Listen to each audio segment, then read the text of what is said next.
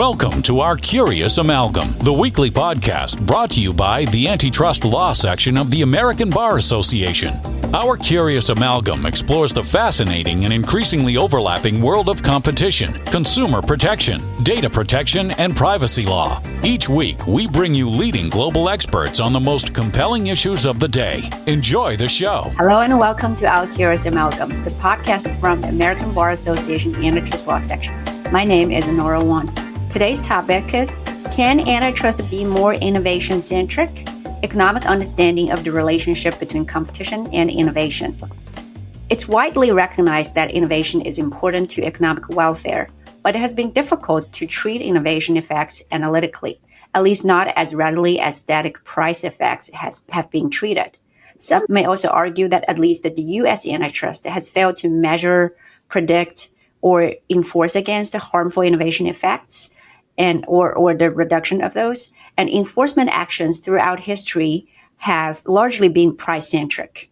Can this be changed with better economic understanding of the relationship between competition and innovation? What can be done with innovation using tools such as dynamic competition analysis and market definitions focused on R&D for assessing innovation impacts in merger and conduct cases? Joining me today is my co-host Panos Dimitrellos. Hi, Panos. Hi, Anora. Who is our guest today? Our guest today is Professor Richard Gilbert. Professor Gilbert is an emeritus distinguished professor of economics at the University of California, Berkeley, and one of the foremost scholars on innovation and antitrust policy. He served as a Deputy Assistant Attorney General in the Antitrust Division of the U.S. Department of Justice and has written extensively on the intersection of competition, technological change, and intellectual property. His work has shaped how economists and policymakers understand dynamic competition, particularly in high-tech and pharmaceutical industries. Today, he joined us to explore how innovation challenges traditional antitrust thinking and what that means for enforcement in rapidly evolving markets. In relation to today's topic, Professor Gilbert has a recent book called Innovation Matters, Competition Policy for the High Technology Economy, and a recent call of a paper titled Antitrust for Innovation, a Progress Report that listeners should check out. Links are in the show notes. Great. Without further ado, Professor Gilbert, welcome to the program. Thank you for having me. Panos, why don't you kick it off? Sure. To start with the framing of the problem we have here, it has been argued that traditionally antitrust has focused more on price and output than on innovation. Why should innovation, which is a dynamic and forward-looking factor, play a more central role in antitrust enforcement today? Well, thanks, Panos. It's easy to appreciate that innovation can have a bigger impact on our welfare or economic growth than prices. Compare, say, a 5% reduction in the price of a landline telephone to a cell phone. The latter has had much bigger impacts, and yet antitrust seems to be more concerned about the 5% than the innovation of new products or ways of doing business. And in your research paper, you point out that early antitrust cases like Standard Oil in 1931 barely mention innovation. Why do you think innovation was historically overlooked, and what has changed in the recent years to bring it back to the forefront? Well, an interesting question. Let's go back to Section 2 of the Sherman Act. Section 2 of the Sherman Act is really about market structure. It doesn't say anything about prices or innovation or output. And in fact, if you go to the early cases, they were entirely decided based on structural concerns. There's a famous quote from the 1945 Alcoa case. Judge Hand said Congress did not condone good trust or condemn bad trust. It forbade all trusts. Now, I think over time, with regard to Section 2, enforcers have become somewhat more concerned about whether there are good monopolies or bad monopolies. And particularly in the digital age, that seems to spawn, highly concentrated markets all over the place. The question is, are these good or bad? And that's been occupying us more, but we haven't really delved too hard into that question. Merger enforcement It's a little different because merger enforcement has looked at prices, not just structure, even though it started out as mostly structure-oriented. And lately, enforcers have been concerned about innovation for merger enforcement, but they mostly have reached the conclusion that price effects and merger effects go in the same direction. If a merger raises prices, it also harms innovation. We haven't really addressed what happens if that's not the case. So Panos made a important distinction in the beginning, where the emphasis is on price or on innovation. I think that has something to do with economic modeling. Given my shallow understanding of the economic models, that what we call static models is what's used, and it's focused on current prices and shares. And your view is that might be inadequate in assessing competition in innovation-heavy markets, like tackle farmer. Is that right? Can you elaborate a little more? Sure, Nora. I think there's a presumption that underlies antitrust enforcement, which is that if markets become more concentrated, prices are likely to increase. Now, that's not written into the statute, but I think it's a motivator for a lot of enforcement actions. Now, the link between, say, market concentration and innovation is more tenuous. Innovation depends on a lot of things. It depends on the incentive to innovate. It depends on the ability to innovate. It depends a lot on luck. So, all of those things are relevant, and they're a little harder, often much harder to evaluate than pure price effects. Going to the monopoly side of things, you have written about Arrow's replacement effect. That is, monopolies may have weaker incentives to innovate. However, courts often assume large firms are innovation leaders. That is closer to the Schumpeterian view of creative distractions. So when does monopoly hinder innovation? When it might support it? So the replacement effect is important. It's not the only story that's relevant to innovation. There are a lot of factors. But the replacement effect is, I think, easy to understand. It just says that if you have a lot of profits in the market, and if you innovate, create a new product, and it diverts profits to away from the old product to the new product, well, that's a cost, and that's a disincentive to innovate. And it's more likely to be a cost in highly concentrated markets. That's it's not the only issue, but it's something to consider. Now, Schumpeter, good old Joseph Schumpeter, gets a lot of attention. I don't think anybody has more quotes than Joseph Schumpeter. And even though he doesn't write all that much, there's a quote everywhere. Even US v. Microsoft started off with a quote from Schumpeter. But I think Schumpeter is actually misunderstood in a lot of ways with respect to antitrust enforcement. Schumpeter did not say that monopoly is good for innovation. He said that scale and stable profits are good for innovation, and that's not consistent with perfect competition.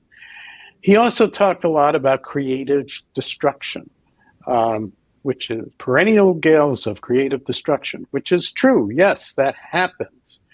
But that is not really a reason to tolerate mergers or other conduct that might raise prices before creative destruction happens, unless it's the case that the merger or the conduct makes creative destruction more likely. Otherwise, it's just something in the future that's going to change market boundaries and not necessarily be a reason to tolerate price increases. So, Schumpeter is very important. He's made a lot of great statements, but I think some of them are misinterpreted for innovation, at least for antitrust enforcement for innovation. You think, if there are claims, if efficiencies, right? As you have made a distinction, Schumpeter is not saying monopoly is good for innovation, but scale, large scale of economy might, right? And if there is an efficiency claim in sort of like a merger, and that would increase the scale, I guess, and then you think it should be skeptical to look at those claims, or how should be credibly demonstrated that innovation related efficiencies actually exist? Anora, I think that's the multi-billion-dollar question, because if static price concerns and innovation concerns go in the same direction, so to speak. So if prices go up, innovation goes down, or if prices go down, innovation goes up, then innovation's just an add-on to a case. It might make you more confident in bringing a case, but it's not necessarily going to change the outcome. But what happens if we have a situation where, say, prices go up but innovation goes up? How do we measure that? That's an innovation defense. And it's a hard one to measure, but I think it's even harder than the measurement problem is getting courts to do it. Even if you know how to measure these effects, I think there's a long tradition of resistance in the courts to doing this type of analysis. And that's somehow what we got to get over. And if we want to focus on markets where innovation is central, which ones would those be? Which markets are most susceptible to the innovation price trade-off that you just mentioned, where we might see innovation and price effects pulling in opposite directions? Are tech and pharma good examples? Well, there's certainly good examples, but there are a lot of examples. There have been a lot of innovation cases in, say, agricultural products, new media, software, truck transmissions, power plants, you name it.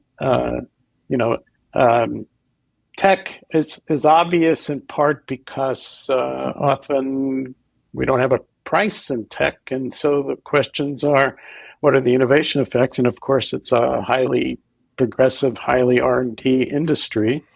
Pharma is interesting because you have a pipeline.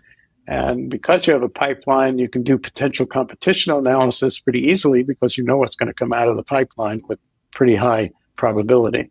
But there are a lot of products and services and industries where there are innovation effects. On what you just said, how common is it mergers to eliminate future R&D competition in pharma? That is there a difference between suppressing a pipeline and failing to develop a promising drug? So pharma, is where we had a great paper called Killer Acquisitions, showing that under some circumstances, acquisitions are resulting in killing off a product or a project that's in a pipeline. But it is, and I think the paper was clear about this, it's important to realize that killing off an R&D project is not necessarily the same as killing off innovation. R&D is an input to innovation. It's not the output of innovation. So if you acquire a product, maybe kill it, but replace it with another product or focus more on another product, the result might be the same or more innovation with less R&D, which isn't a bad thing. Killer acquisitions are something to worry about, but don't necessarily mean harm to innovation. I think maybe this is a good point to talk about R&D markets, right? You said R&D is an input and not an output. I think that's intuitively understandable. And then, but I think reading your paper, which is not easy, it is advocating actually using it as a tool to define an R&D market.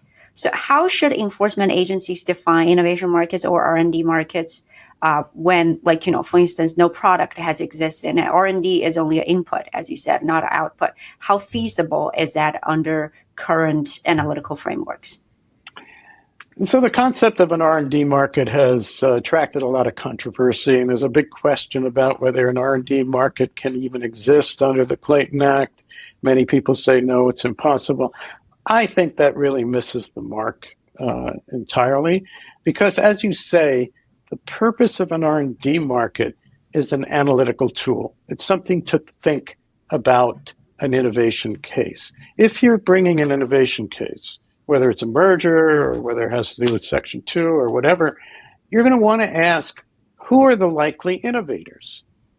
who are we concerned about in this space? And that means defining the space somehow. Whether you define it based on R&D or capabilities, or whether you define it based on patents. For example, the Dow DuPont case basically defined an innovation markets based on patents. It's going to happen one way or the other. And however you do it the way that it's most effective for the job at hand. Whether or not it's a legal concept, from my point of view, is really not the point. And we understand from your work that conventional antitrust tools are not always sufficient for innovation analysis. Are there any new tools that you think can be helpful and promising? Well, we've made progress. Unilateral effects and diversion analysis has been very useful. The competitive strategy literature is trying to take a deep dive into capabilities analysis. These are emerging tools, I think, that will be helpful at some point. But we still have a ways to go. And I really think what we need most of all is some good empirical evidence. And we're beginning to get that. We just need more of it. And thinking of this, let's assume that we're looking for the ideal kind of empirical evidence that we can use to evaluate innovation harms. How would that look like? And are those kinds of evidence used by agencies today in a good way? Well, I think it's a complicated question, really, because, unlike price effects, sometimes, for example, in a merger case, you can get actual real-time relevant price information by looking at, say, market structures in comparable industries that differ only, in geography. You really don't get that with innovation. Tends to happen everywhere. And so you don't have what we sometimes call in econometrics a difference in difference analysis that you can do. What I'd like to see is enforcers and hopefully the courts look at a portfolio of empirical evidence that is similar to a case at hand and say, well, we know this from these cases, and it gives us confidence that this is what we should be concerned about here, even if the evidence is not exactly on point for this case. Because getting evidence, not that it would be desirable, obviously it would be desirable to have the evidence on point, but getting there may be an insurmountable challenge. So we might have to look at comparable but not identical situations. Yeah, and as we know, antitrust enforcement approach changes from time to time. Reportedly has declined since the 90s. Do you think that this is particularly problematic for innovation-focused industries? Yeah, for sure. Innovation is critical, and it's coming up more and more. We have to pay attention to it. And should enforcement agencies define innovation markets or R&D markets more often, if no products exist yet? Well, again, whether it is accepted under the Clayton Act is not something that I think is really the important question. The question is whether, these are tools that are helpful to thinking about the problem at hand. And I think they are if they're, used properly like any other tool. It is a useful construct. And going a bit more particular, let me bring an example about vertical mergers. So how do vertical mergers, for example, particularly let's think about platforms or data ecosystems, impact innovation incentives differently than horizontal ones? That's a big question because, platforms raise so many issues, zero price markets, network effects, complementarities. There's the issue of ecosystems. Entrenchment is an issue in some kind of platform markets about whether, even if a merger, say, is not directly horizontal, does it reinforce market power in some other way? And does that have an adverse effect on innovation, or is it good for innovation? there are just a lot of complicated questions having to do with platform markets in particular. We mentioned your article at the opening, and which I've read, and I think I benefit a lot from that. You talked about some very recent and even ongoing cases. So some of them are big tech investigations. Do you believe that the current, at least in the U.S., the big tech innovations reflect a real shift towards quote unquote dynamic enforcement priorities, right? We made the distinction between dynamic and static, but analytically, do you think the agencies or even courts who are actually dealing with litigations are actually just shoehorning dynamic concerns into static legal models? Good question. This is my view, but I think there's some basis for it. I think the answer is that, say, with Section 2 cases at least, courts haven't paid much attention to price or innovation. And, if you look at, say, U.S. v. Microsoft, started off, at least at the appellate decision, talking about Schumpeter and innovation, never came up in the rest of the case. In fact, they didn't even talk about price effects. They talked about changes in structure, which were viewed as sort of presumptively troubling. And if you look at, say, the Google search case, search access point case recently, I don't think that decision mentioned prices. I don't think it mentioned innovation directly in terms of reaching the outcome. Now, where innovation in these cases, I think, is likely to be more important is when they talk about remedies, because there you can't avoid dealing with the fact that these remedies could have big innovation effects, and that's where I think you're going to see it most prominently. So I guess to unpack that a little bit, so I understand. I really sympathize. It's easier to look at number of firms, right? Or the market share, which is static and easy to count, maybe with your fingers sometimes. But it's like when you're looking forward and you're looking at potential harm, I guess, to innovation, and then there are actually consideration in designing the remedies. I think that's really the difficult is. And do you think that's where the analysis should really focus on making a difference between the static and dynamic in designing remedies? Well, with respect to Section 2, I think that's where we're first going to see the attention to innovation, because there's this tradition in Section 2 of really not looking at market performance directly in the liability phase and more thinking about structure. But on the remedy phase, you can't avoid innovation. I think that's where it's going to get a lot of attention.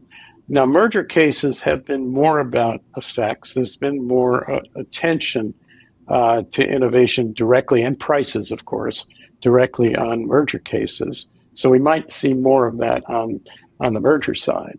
But on the Section 2 side, I think innovation is, maybe not only, maybe it is not going to ignore innovation on liability or prices on liability, but I think where innovation is going to come up first and foremost is on the remedy side.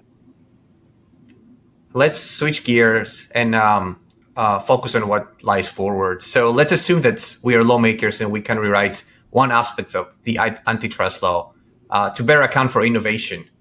Which one would you choose? Presumptions, burdens of proof, remedies, or something else? Well, those are all important. I don't know how to decide among them. If I have to pick one narrow issue, I would say take a look more at exclusive dealing arrangements, not necessarily more restrictive or less restrictive, but to think about how exclusive dealing arrangements affect innovation opportunities.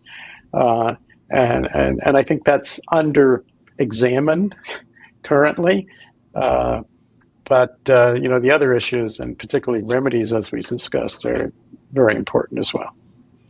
Professor Gilbert, we've learned a lot from you, but not all of us are going to remember everything that we discussed. Obviously, they feel free, and they should check out your book and your chapter. But if listeners just listening to this episode can take one thing away about analysis between innovation and competition, what would be that one thing be?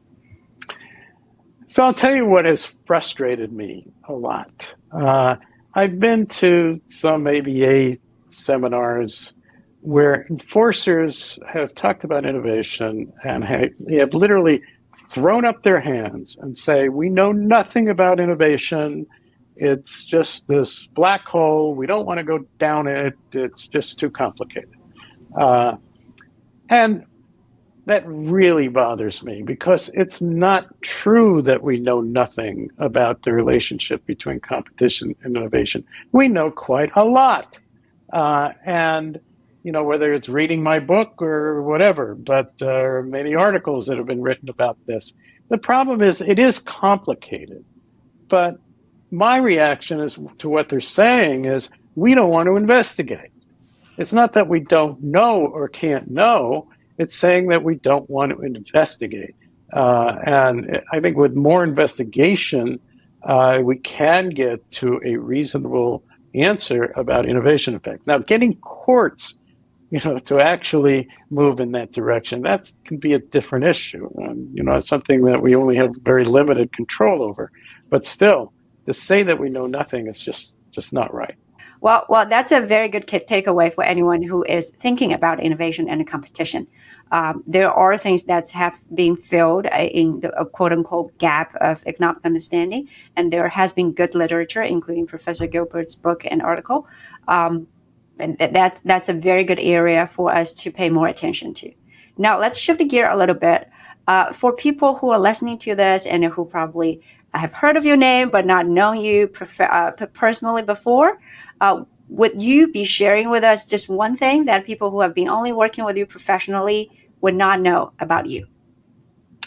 I don't know. Well, I ride a bike a lot, and I also own a lot of bicycles because I always find a reason to buy a new bike, and I can never part with my old bikes. So I'm running out of room to keep bicycles. That actually surprised me because when you say bike, you're not just talking about casually taking a bike around office buildings. You're doing country bike or something more serious, right? If I'm not at home, I'm more likely to be on Mount Diablo, which is a mountain not too far away from where I live and has, a great place to bike. Well, now let's go to a section called A Curious Hat. And now it's time for the Curious Hat. So the music is just to give us an excuse to ask you even more silly or trivial questions. The rule of the game is really simple. We're going to ask you a random question that's associated with a number between 1 and 20. You get to pick a number, but not the questions. Could you give us a number? 17. 17.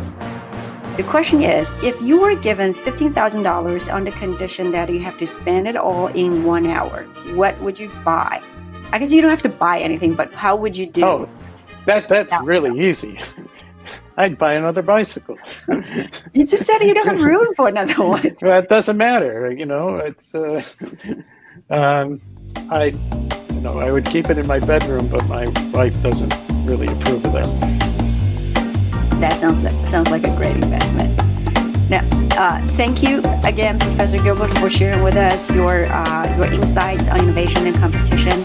Thank you, Panos, for being a great host, and thank you, listeners, for listening. Until next time. Thank you for listening to this week's episode of our Curious Amalgam, a competition, consumer protection, data protection, and privacy law podcast. It is produced and shared around the globe by ABA's Antitrust Law Section. The opinions expressed by the participants in this podcast are their own and do not necessarily represent their employer or other organizations. If you like what you heard or would like to become a member of the American Bar Association, please check out what the Antitrust section has to offer at ambar.org/antitrust. You can learn more about our podcast at ourcuriousamalgam.com. If you have comments, suggestions, or podcast ideas, please reach out to us at podcast@ourcuriousamalgam.com. Until next time, thank you for listening.